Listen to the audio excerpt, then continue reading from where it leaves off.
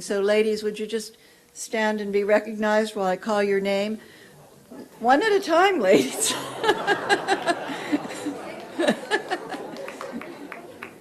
It's a hard group to manage.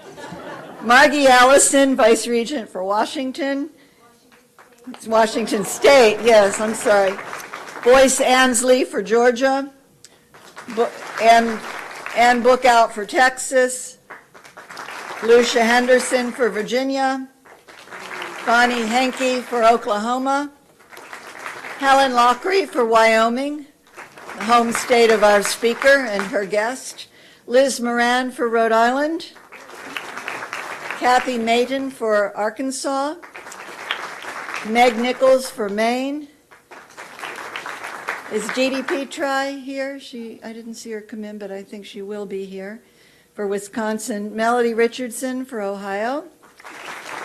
And Jean Sherrill for North Carolina. And I'd also like to recognize Gay Gaines, a former regent and now the Vice Regent Emerita for Florida. Gay, you all know Gay, I'm sure. Gay is a longtime personal friend of our speaker and was very helpful in making this event possible.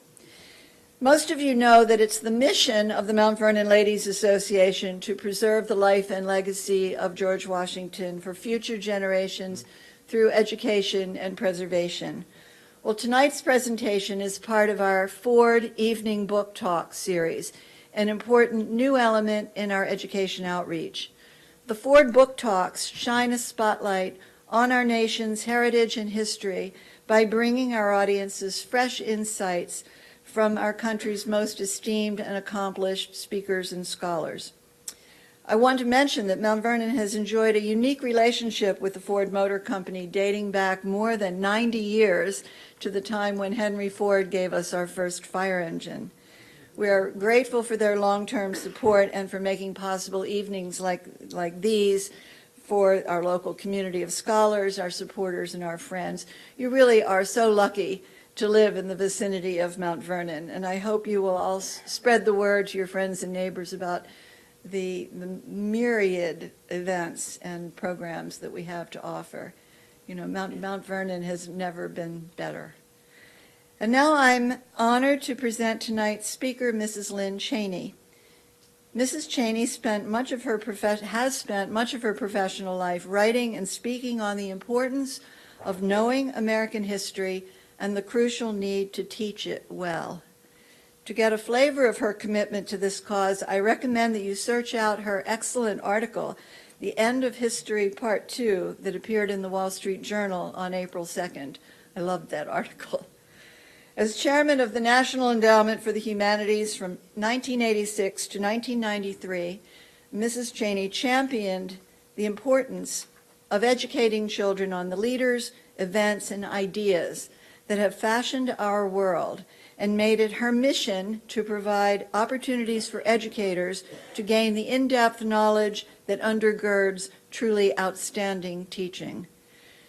Mrs. Cheney has worked to bring tales of the American past to a wide audience, authoring historical articles for numerous publications on topics ranging from women's suffrage in the West to the way Americans celebrated our country's centennial.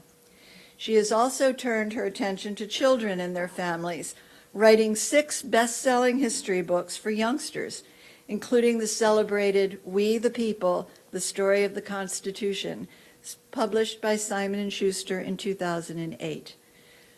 Her most recent book, James Madison, A Life Reconsidered, is a New York Times bestseller. And tonight, Mrs. Cheney will be discussing the accomplishments and inner landscape of America's 4th president, a man known for his reticence and modest reserve, yet revered as the intellectual powerhouse responsible for the visionary framework of the Constitution and a key force in its ratification. Madison's eloquent and often forceful ideas undeniably shaped the early republic. His management of the Louisiana Purchase as Secretary of State doubled the size of the United States, and along with Thomas Jefferson, he created America's first political party, the Democratic Republicans. You know, that may have been the last time when the Democratic and Republican, when the words Democratic and Republican coexisted peacefully. And as president from 1809 to 1817, Madison led the fledgling country during the War of 1812, proving that the young Republicans' hard-won liberty was undefeatable. We are very fortunate to have Mrs. Cheney with us tonight to tell us more about this remarkable American patriot, president, and visionary. Please join me in welcoming Lynne Cheney.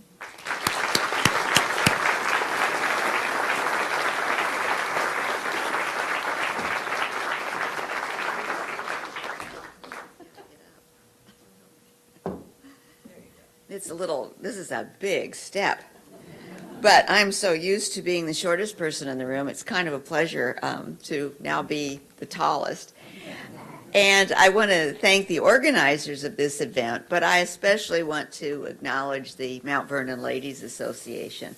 Oh my goodness, what an example of free enterprise, I guess it would be, of philanthropy also, that remarkable women have for, gosh, is it since the 1860s?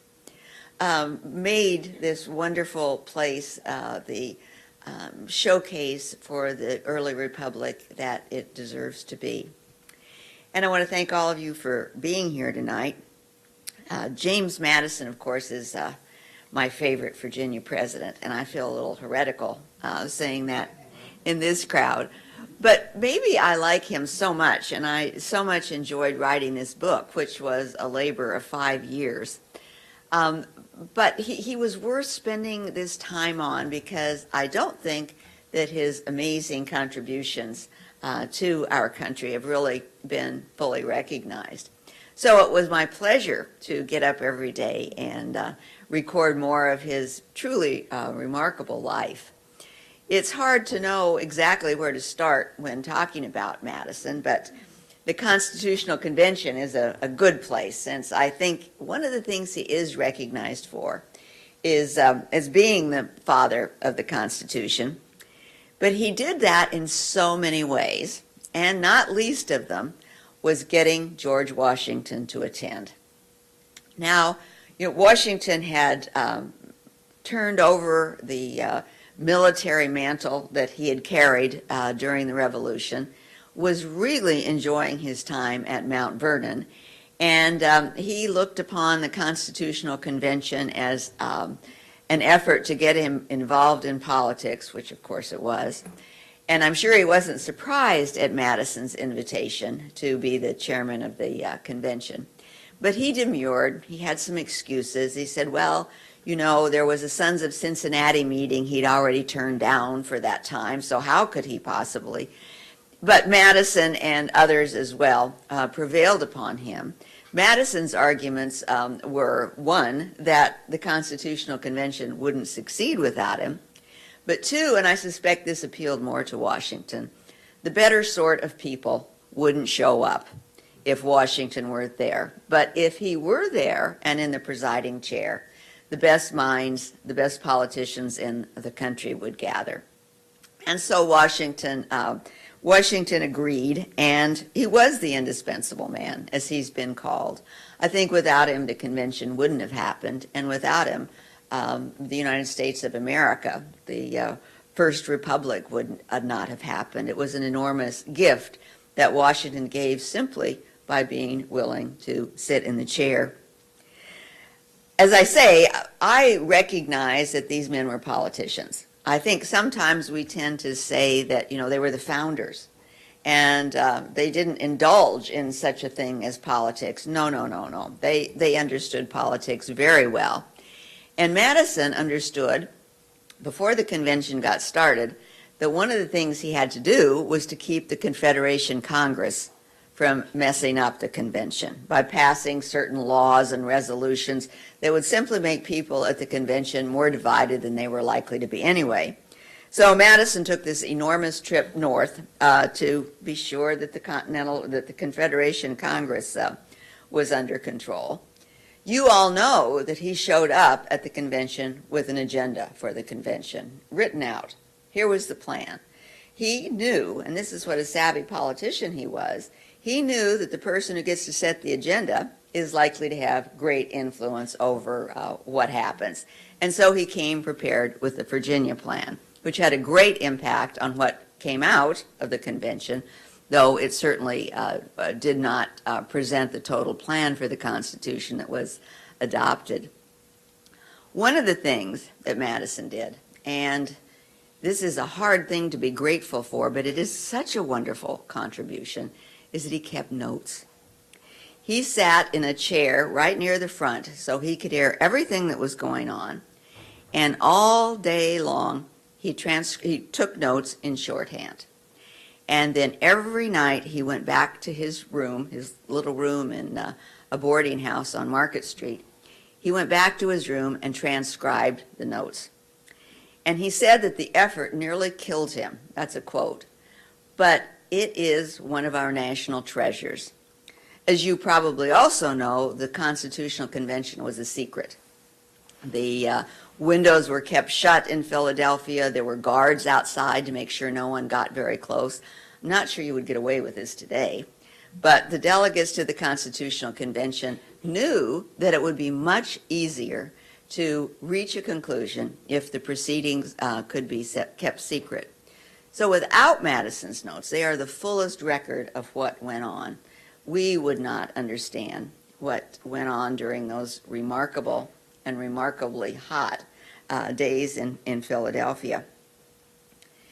I like to look on Madison's contribution, his many contributions to the convention, as not just being these big things, but there were little interventions that he made during the course of the convention that had amazing consequence. One day they were debating the powers of the Congress. They were discussing Article 1 of the Constitution. And the proposal was moving forward that the Congress should have the power to make war. And James Madison jumped to his feet and said, no, Congress should have the power to declare war. And you see, that's made all the difference. It's hard to imagine when the country is in a conflict, the Congress managing it. You know, however many hundred delegates there happened to be at any point in history, you can't have today 435 leaders. They should have a say, of course, but waging war, actually making war, is the president's responsibility. The other thing he did that has always been dear to my heart is he invented the vice presidency. And he did this during a meeting. I mean, there's a certain amount of just toughness you have to make the contribution he did. You know, sitting through every meeting from beginning to end and keeping your mind alive and alert so that you can make these crucial interventions. Well, the delegates, or a subcommittee of the delegates, were trying to decide how we should elect a president. And the most popular suggestion throughout the convention up to that point had been to let the Congress choose the president. And everybody was kind of worn down, and so they said, okay, let's do that. Now, just imagine how different our presidents would have been over the course of history if Congress had selected them. You would have had a whole lot of speakers become president, and I think as it is, we've only had one, James Polk. You wouldn't have had outsiders. You wouldn't have had a Ronald Reagan. You wouldn't have had a Bill Clinton. But at the very moment they were about to get up from the room and go out and make their recommendation to the full convention, a man named John Dickinson from Delaware walked in, and he'd been sick, but he was better now, and so he came into the convention. And he said, no, you can't do it that way. And his speaking out at that moment had great consequence because the committee said, okay, let's sit down and think about it again. And it was James Madison who took up his pen and began to sketch out a plan. They had talked before about having electors. They had talked before about letting state legislators choose the electors. But Madison came up with this scheme. We'll let state legislators decide how electors will be chosen. Now again, think of how that has made all the difference. It paved the way for all those state legislatures to allow the citizens of each state to choose electors. Well, then someone said, or maybe it was Madison arguing with himself, if every state gets to choose electors and every state gets the number of electors that is equal to their Senate delegation and however many congressmen they have, well, that is going to favor the big states. We'd already been through the big contest between big states and small states, and Madison knew this would just start it all over again. The big states will be looked upon as tyrannical. The small states will think it's not fair. So Madison came up with this plan. We will require each elector to cast 2 votes. And one of those votes has to be for someone not from his state. In other words, if you're a Virginia elector, you can cast 1 vote for a Virginian, but you have to cast another vote for someone else. Now here is now the real cleverness enters in. People started saying, well, what if they throw that second vote away? Now you can imagine this situation. If you really want Joe from Virginia to be president, you'll cast your second vote for Andy from Delaware, who doesn't have a chance. Nobody even knows who he is. And that will make your first vote count more.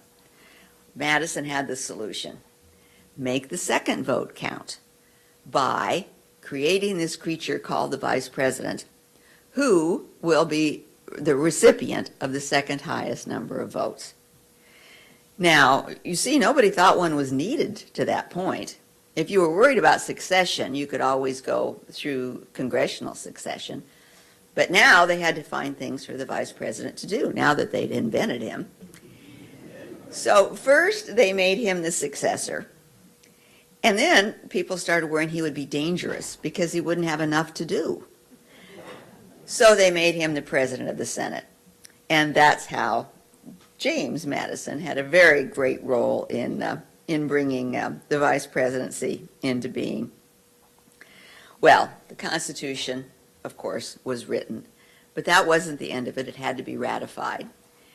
Again, here comes James Madison. He and Alexander Hamilton, riding at breakneck speed up in New York, wrote the Federalist.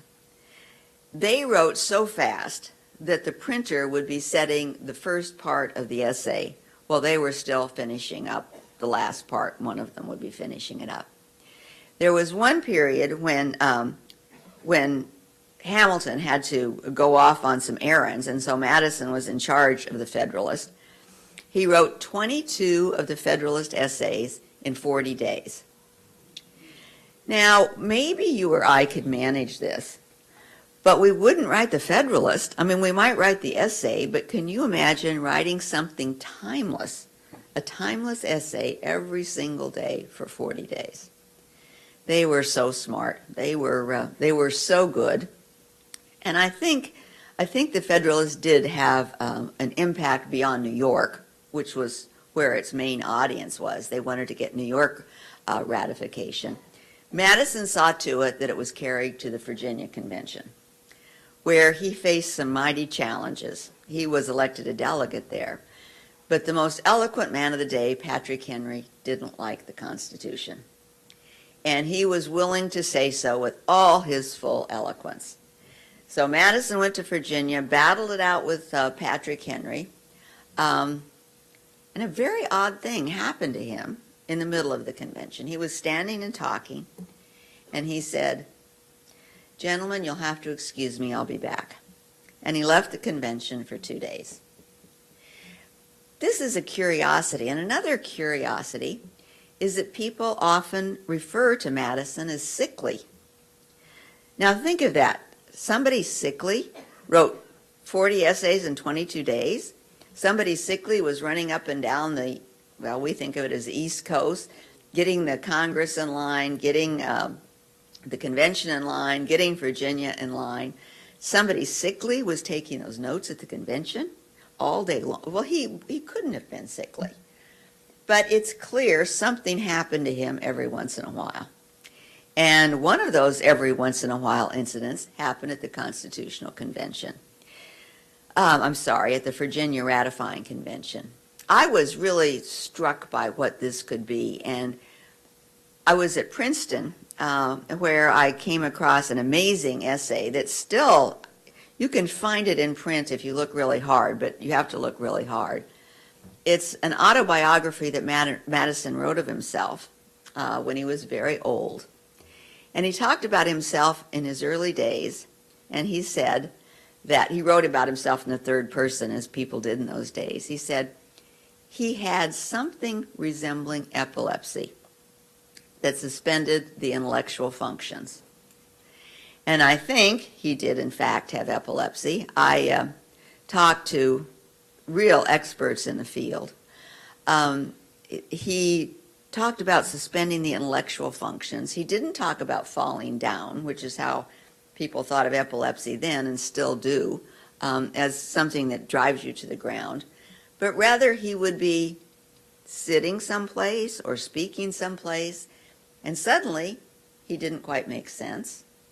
And he couldn't quite make sense of what other people were telling him.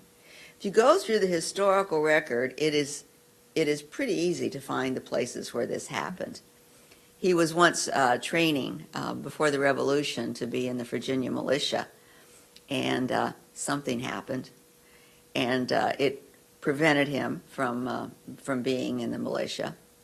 He was once traveling with Dolly, and something happened, and Dolly wrote, "I could not fly to him." Her leg was injured. "I could not fly to him as I used to do."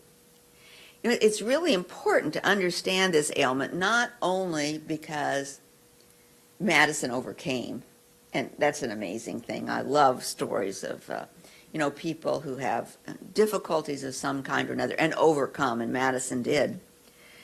But because in his day, epilepsy was regarded not as a disease, but as satanic possession. People thought you were possessed by the devil, that you had evil spirits inside you if you had epilepsy. And Madison, having gone through it, and he had had this, perhaps as a child, there's a note that his grandmother wrote of medicines for an epilepsy. And I think it was likely his grandmother's a main figure in his life. I think it's likely he was the one for whom the medicines were intended. If you had this ailment, you knew the truth was you weren't possessed by the devil. You know, something was wrong, but it wasn't that you were evil. I think, and it's not perfect to draw these lines, but certainly indicates that this is the direction that they should go. Madison was so appalled at the idea that he would be told he was evil by somebody else who didn't know anything, that it helped launch him on a couple of paths. One was freedom of religion.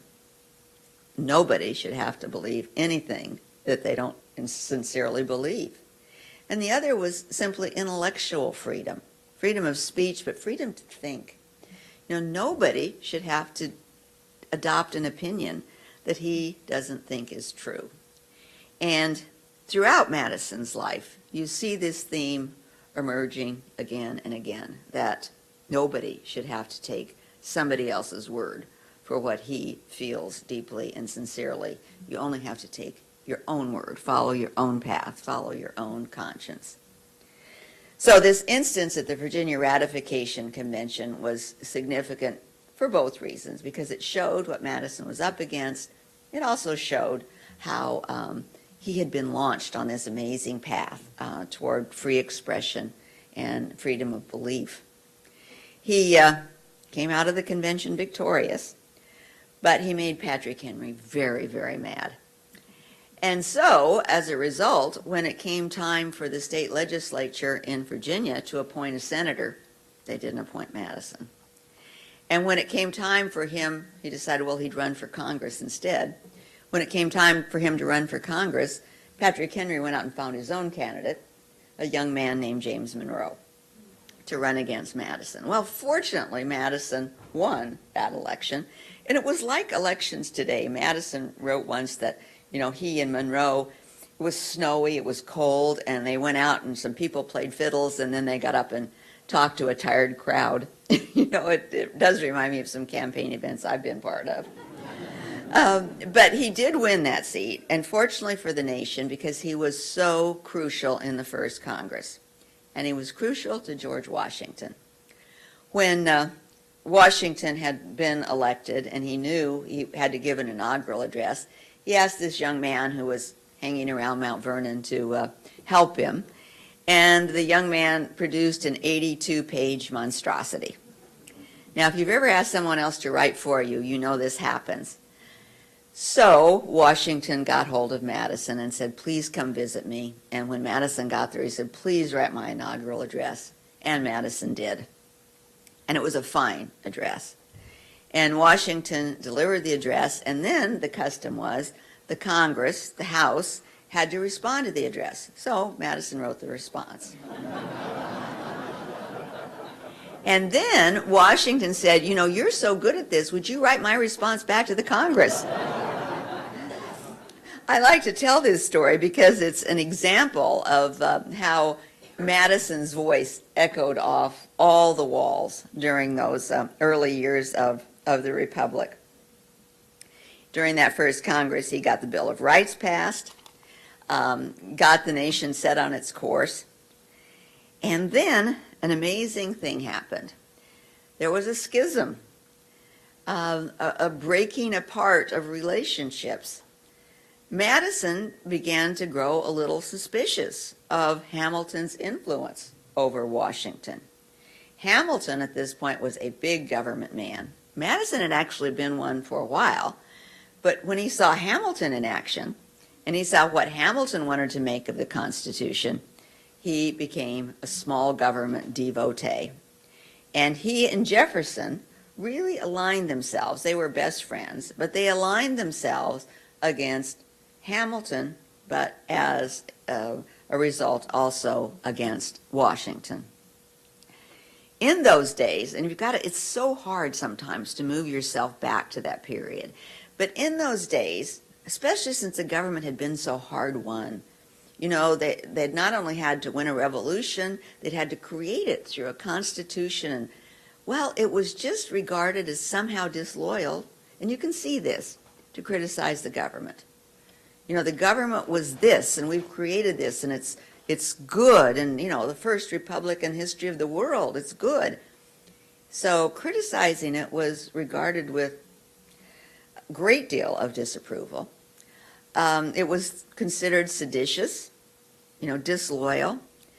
But Madison, with his remarkable belief in freedom of expression and the idea that each of us should be free to express our opinion, well, he and Jefferson just lined up that other political party, the Democratic Republicans, and made a real effort to get that party's platform and beliefs enacted. Washington wasn't pleased.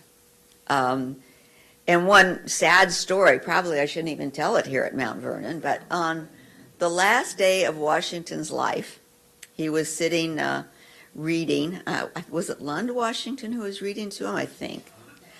And Washington wasn't feeling well. And he was read a part of this newspaper article that gave an account of Monroe's just having been elected governor of Virginia and of Madison's praising him. And he got so mad, Washington did, that he could scarcely speak. And so he went to bed furious with Madison and Monroe, and he died. Now, I think these things happen in political life. You know, people who were once close become not close, and it's over principled matters. It's not about personalities.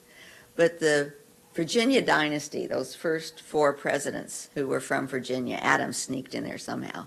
The Virginia dynasty had sort of started out together, but by the end of it,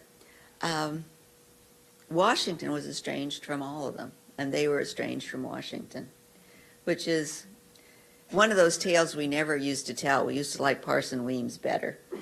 But it is an interesting personal tale.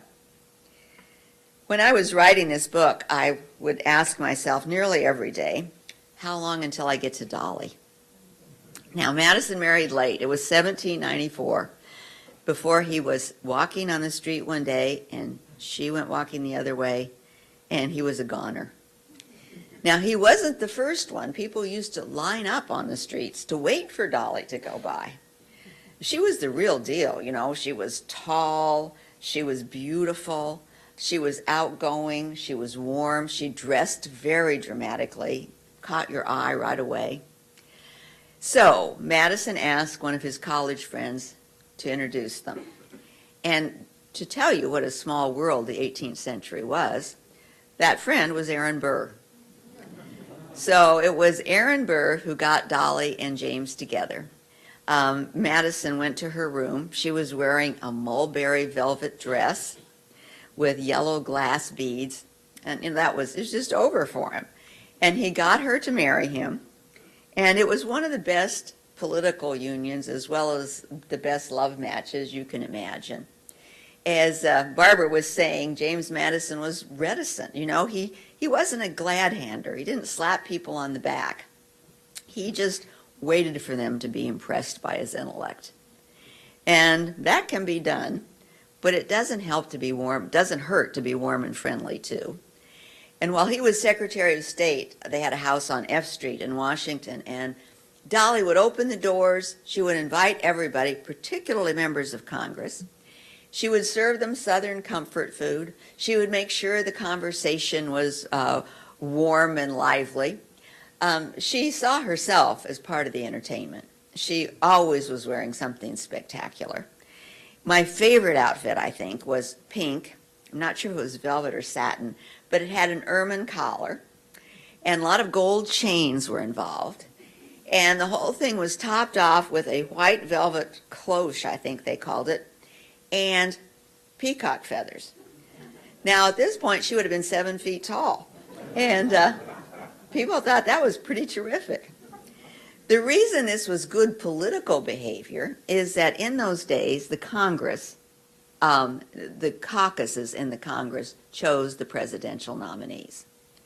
So it didn't hurt at all to have all those Democratic Republicans in the Congress really not only respecting James Madison, but liking him too.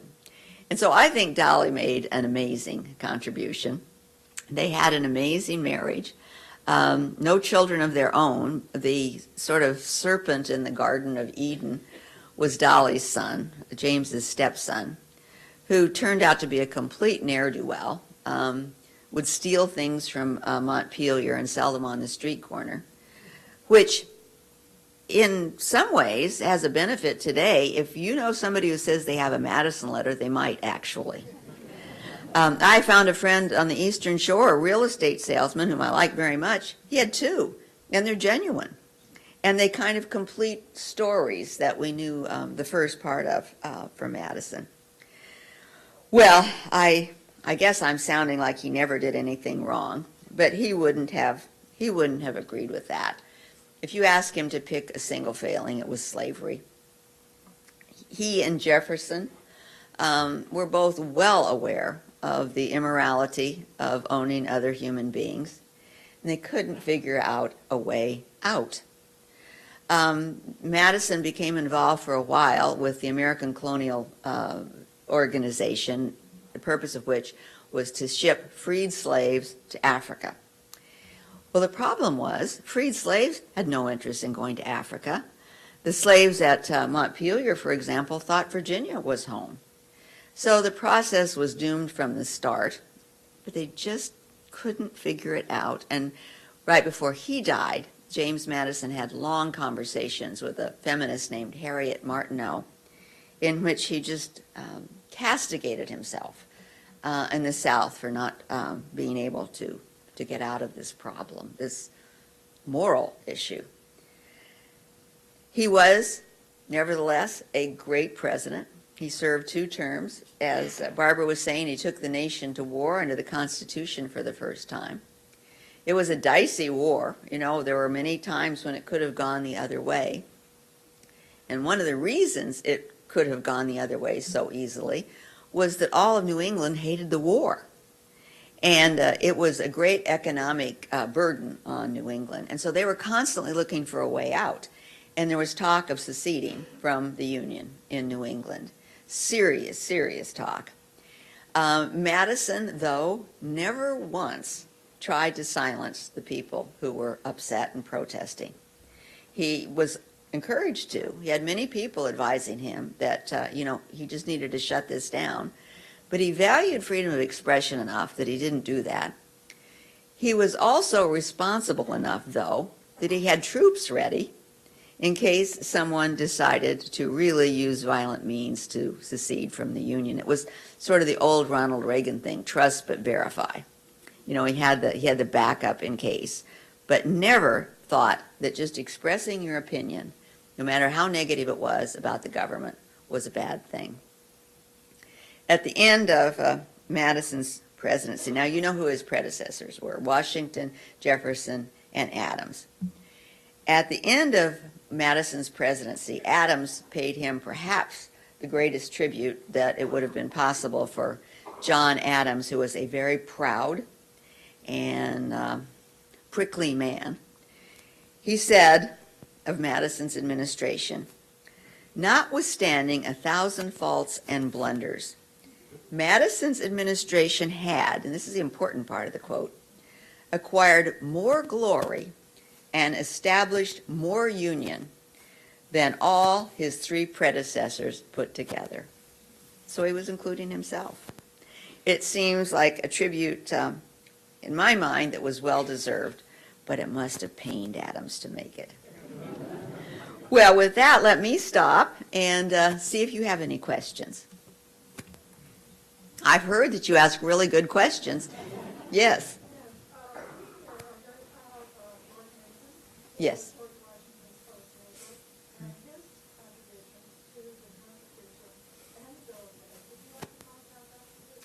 Well, I'm not a Mason expert, but Mason's point was that the Constitution needed to have a Declaration of Rights within it.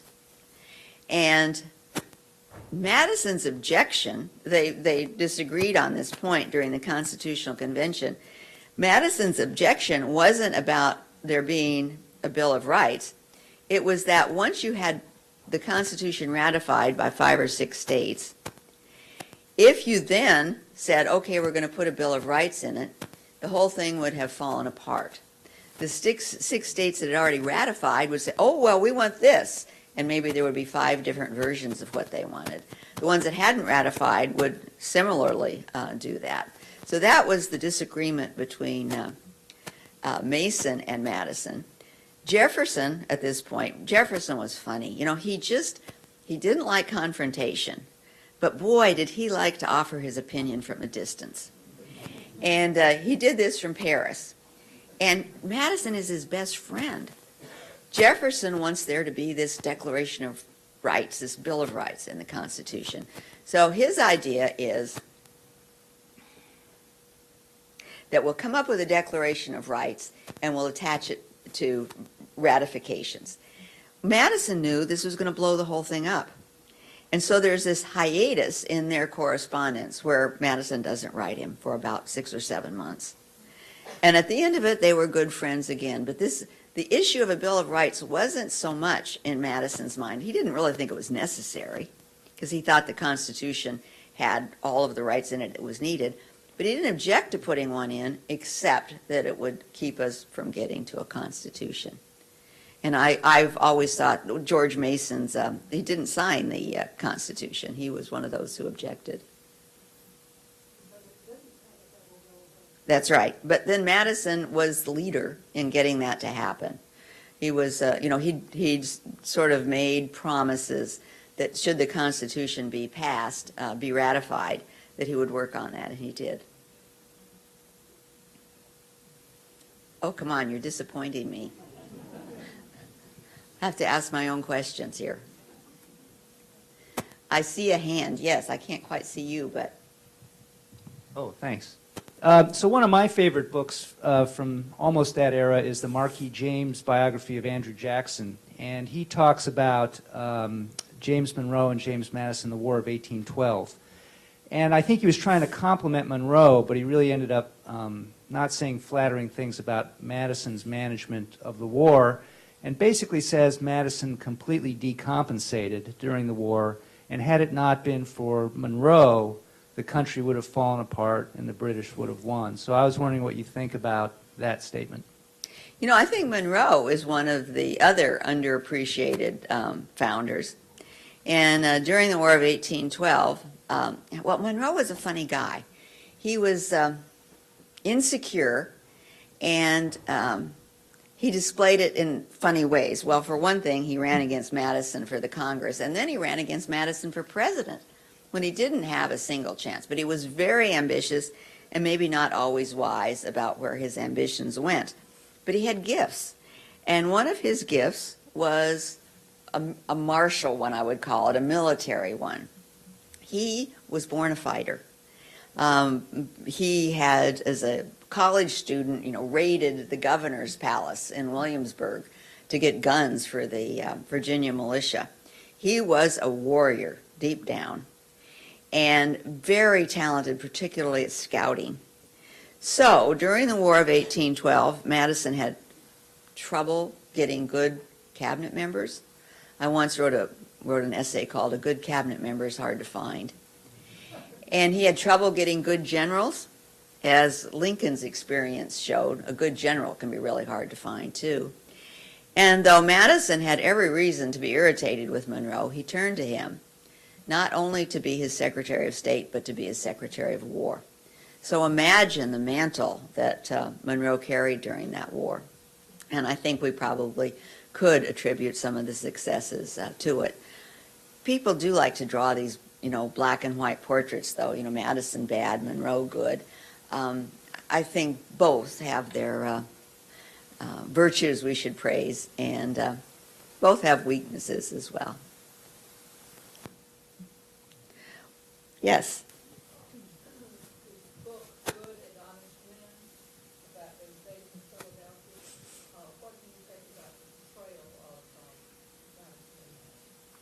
Madison doesn't come off well, just generally speaking, and I honestly can't call that particular book to mind.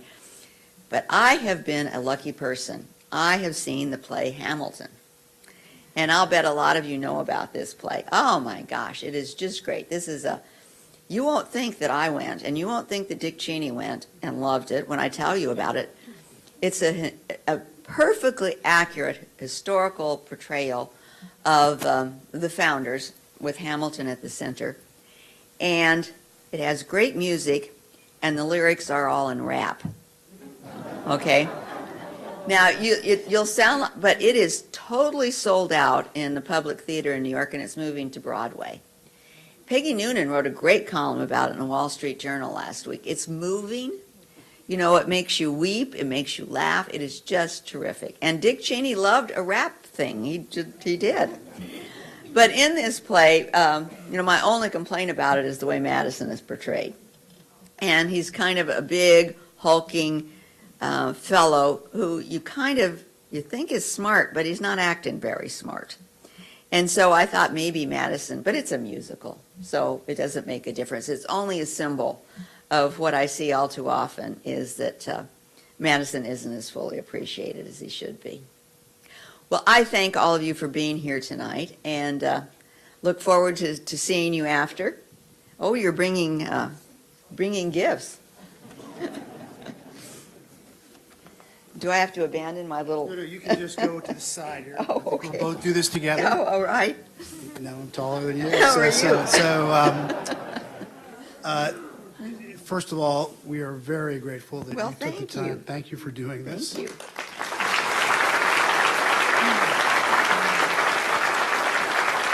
And as I told you earlier, this is the second time I've heard you speak on your book, and I learned even more this evening than I did the first time. Good. So that was great. So the history buffs among you will know that, of course, that this is the 125th anniversary this year, July 10th, of the admission of the state of Wyoming to this nation, and as the 44th state of the United States.